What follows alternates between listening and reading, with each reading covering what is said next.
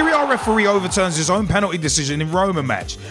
From Sunday, March 30th, 2014, the Italian World Cup referee Nicola Rizzoli was involved in an extraordinary incident when he awarded a penalty and then changed his mind after 5 minutes of angry protest during second place Roma's win at Sassuolo on Sunday.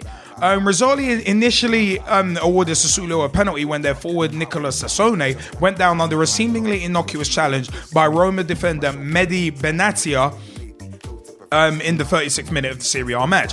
Both teams protested the situation, with Roma angry over the penalty and Sassuolo claiming that Benatia should have been sent off. Sassuolo had already put the ball on the spot and were preparing to take the kick when Rizzoli, after consulting his assistants, changed his mind and awarded a drop ball. There were more protests at half-time as Sassuolo players again remonstrated with Rizzoli. Serie A uses the assistant referee system preferred by UEFA, with extra match officials on each goal line. The referee didn't want to give the penalty, but the goal line official told him it was a penalty, Benatia told Sky Sport Italia. He asked Sassone to tell him the truth, assuring that he would not get a yellow card for diving. That made us a little angry because you can't ask that sort of thing to a player whose team are battling relegation. Sassone said that he slipped, but that I had pulled his shirt and the referee decided not to give the penalty. Roma coach Rudy Garcia praised the referee's handling of the incident. I think the referee did very well, as he was the one who had to make the final decision, the Frenchman told reporters. I think the goal line official told him it was a penalty, while Rizzoli asked the player to be honest. Honesty always pays off, and I compliment the Sassuolo player. Now, this is a weird one because a player telling you, oh yeah, I dived or I didn't dive. Remember Robbie Fowler and Graham Poll? Yeah. Ironically enough, it was Fowler and David Seaman. I was reading back about it in Robbie Fowler's book recently. I'm actually reading his autobiography. But the fact of the matter is, Robbie Fowler owned up and said he dived at that time, but Graham Poll didn't change his decision. But he did try to miss the penalty though. Yeah, oh my word. We've just seen an absolute belter of a goal from Adam Johnson. 64 minutes gone. And wow, Adam Johnson has just fired Sunderland back into this match. Sunderland 1, West Ham 2. And watch this. That's a neat goal. Look at that. That is a neat goal and a superb finish. Look at, oh my word, that is a superb goal. About it, he never started the match, he just came on not too long ago. That's what I'm saying. He hasn't even been on that long. I mean, Gardner's pass to him was quality, but the finish from Adam Johnson makes you wonder why he didn't stop. Couple right on him and strike one. But that is fantastic. But you know what, yeah? Going back to this thing about the referee changing his decision, part of me is kind of like, at least the extra officials are actually doing something. But the referee, it's one of them. It's just weird that he changed his decision after 5 minutes. You'd think that if he was going to change his mind, it should be an instantaneous thing. Why wait? Why wait 5 minutes? Why have 5 minutes of protesting? And it also makes me think that these extra UEFA officials, how can it take you 5 minutes to actually render a decision? That's what baffles me. So, I don't know. I mean, at least the extra officials are doing something, but it's just that it took 5 minutes. Well, you know what? That's part of the problem. What you just said, like it taking 5 minutes. You're advised, yeah. Like after doing the course as well, you're advised, yeah. You've got to be decisive. Like, yeah, that's not early as well, isn't it? Do you get me? You're advised that, like, you make a decision, you've got to be strong with that decision. Like, players shouldn't be able to influence you changing that decision, because it looked like there was players' influence on this. Unless, like in some occasions we've seen it quite recently, where referees have had it in their ear, like you've had with Marriner, where he's had something he said in his ear, and he's been told by another official that you know what, you've made a wrong call or something like that. There's nothing wrong with that, but this furthers my level of thinking, and I'm gonna put my hands up again because I've been doing this a lot lately. I was against video technology for helping referees in this sort of way, but I believe after watching the rugby Six Nations, I'm telling you, I believe it can help football. I honestly do believe it can help football, because it's those sorts of situations. If you had the sort of facilities which allowed the referee to make a change in his decision, then be able to display it to everybody,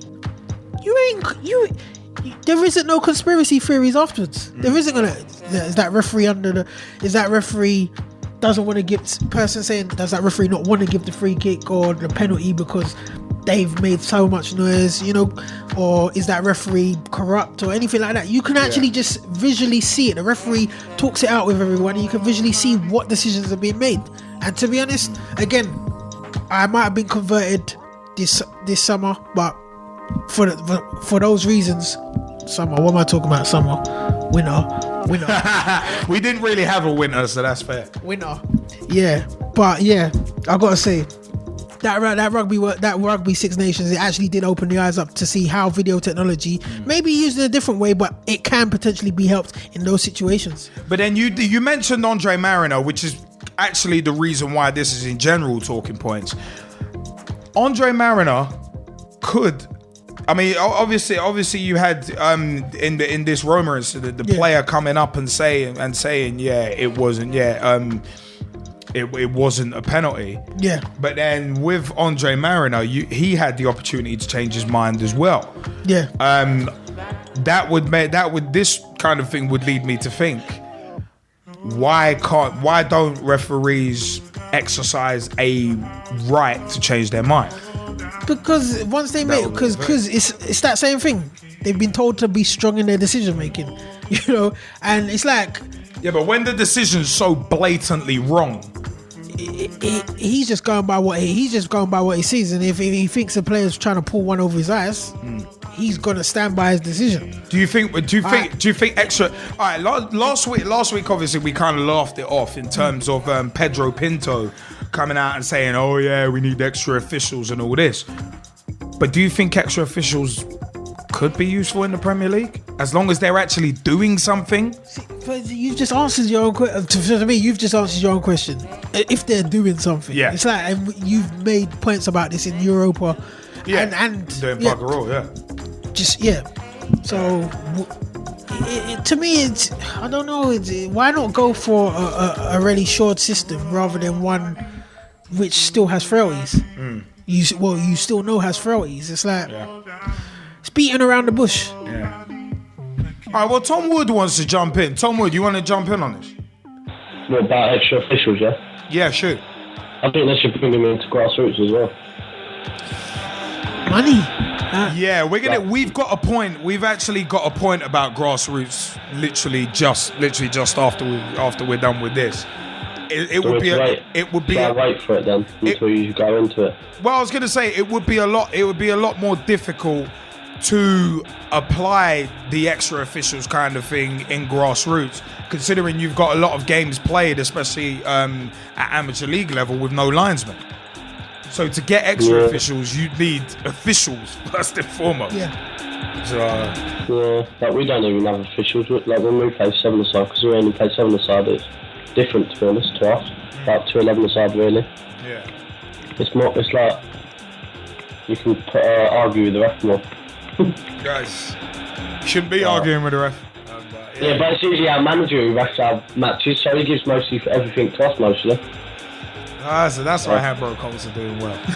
I'll give you an update on how we're all doing anyway, in the grassroots anyway.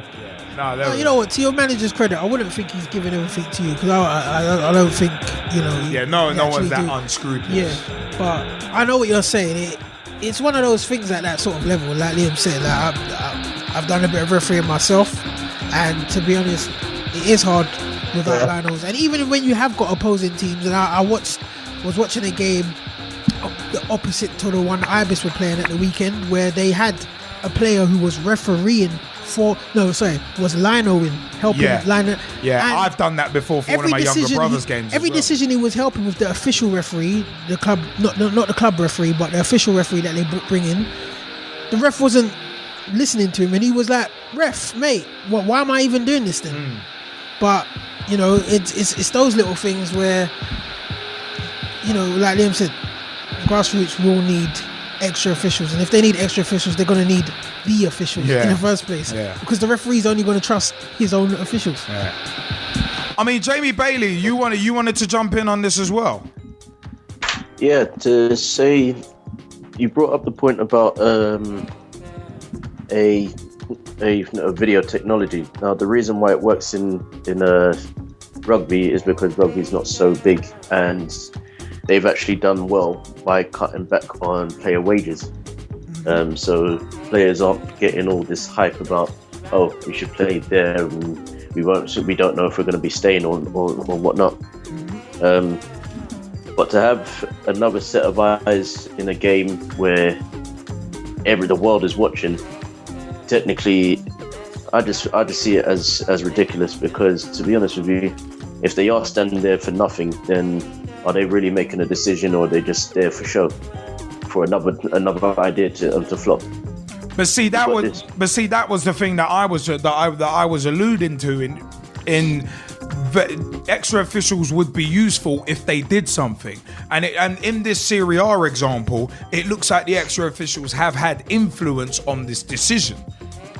Well, if you remember what I was talking about with the penalty decision that wasn't given on Saturday between Crystal Palace and Chelsea, would have an official been good enough? Maybe, because I don't think so. Ironically, he would have been. For me, I don't know. I would have seen him standing on the side where it didn't happen, as they normally do, or he would have been, or depending on how the game goes, maybe it would have been given. See, I think that's an unfair one. I think that's actually kind of an unfair decision to kind of judge an extra official one, because that one, nobody can honestly tell me. Look at the trajectory of the ball, look at the direction that the ball went. No one can I don't think anyone can honestly say, oh, that in real time that looked a stonewall penalty. I don't think anyone can honestly say that.